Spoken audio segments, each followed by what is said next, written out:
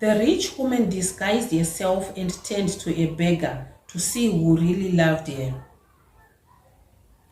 I sat on the ground outside my house, watching the sky turn dark. My hands were rough from work, my clothes torn and dusty. The rich clothes and soft bed I once knew were gone. I had given them up to see the truth, to see who loved me. It all began when I heard whispers. People around me said they cared for me, but I wanted to know if it was true. Was it my wealth they loved, or was it me? I had to find out. So I left my home, my gold, and my fine clothes. I became a poor woman with nothing but the clothes on my back. No one knew who I was. I went to the market and found work as a helper. I carried heavy baskets, cleaned stalls, and swept floors. My back ached and my feet bent, but I had to keep going. The first person I met was my best friend Mumbi. She walked past me in the market. I called her name, but she only glanced at me. Her eyes held no warmth. I stepped closer, but she turned away. I have no time for beggars, she said. My heart sank, but I told myself to keep going. I walked to my cousin Kofi's house. He had always said we were like brother and sister. I knocked on his door. When he saw me, his face changed. What happened to you? Where is your fine dress? I have lost everything, I said. Can you help me? Kofi sighed. Times are hard, he said. I can give you a little food, but you cannot stay here. I nodded and left. The food he gave me was stale. I ate it anyway. That night, I slept outside under a tree. The wind was cold and my stomach was empty. For many days, I walked from place to place. Some gave me food, others pushed me away. No one offered me a home. I went to my uncle's house. He had once carried me on his shoulders and called me his favorite. But when he saw me now, he shook his head. You should have been wiser with your money, he said. I cannot help you. I wandered to the village square where people gathered to sell goods and tell stories. I sat in a corner, hoping someone would recognize me, but they did not. I was just another poor woman in their eyes. A young girl, no more than 10 years old, walked by and saw me shivering. She had a small piece of bread in her hand. She looked at me and hesitated. Then she broke her bread in half and gave me a piece. Eat, she said, smiling. You look hungry. I took the bread and thanked her. It was the best meal I had in days. The kindness of this child stayed in my heart. She had nothing, yet she shared what little she had. As the day passed, I struggled more. The nights were long and cold. I often had to beg for scraps of food. I met an old woman who sold firewood at the edge of the market. She saw me shivering one night and called me over. Come, child, she said. Sit by the fire.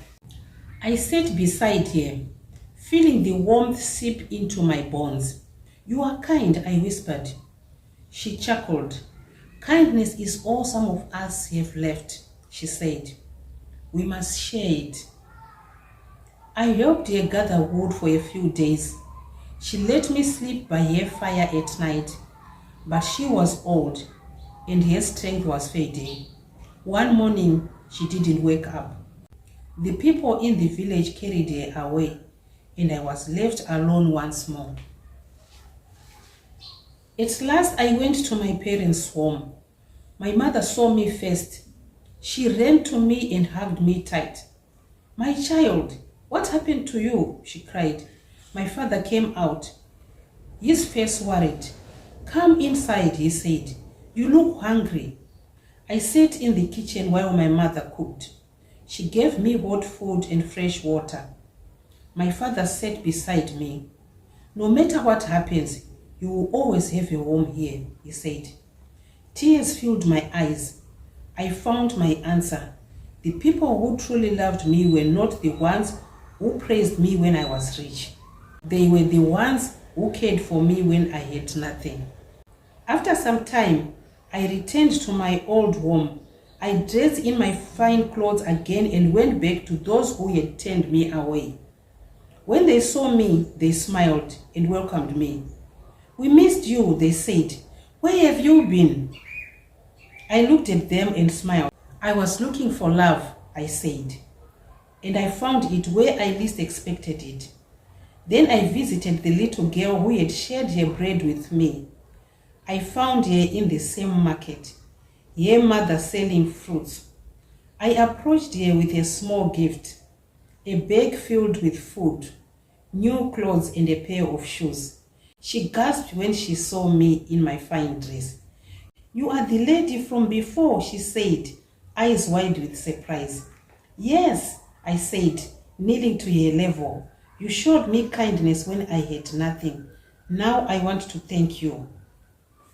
Her mother watched with tears in her eyes.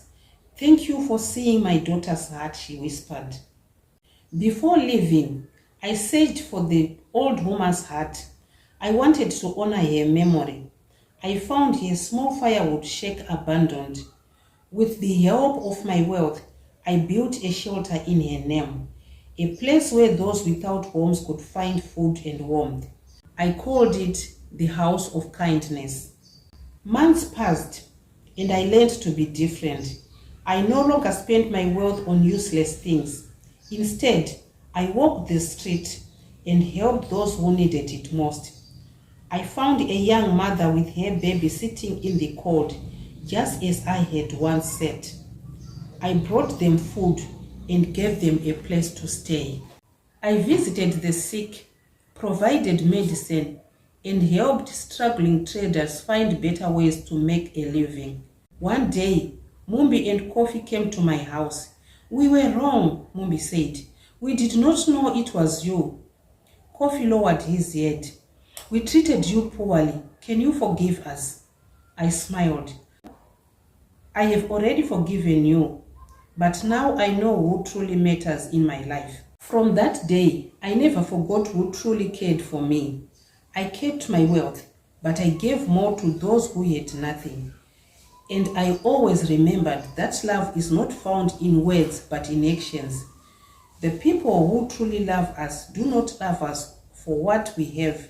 They love us for who we are.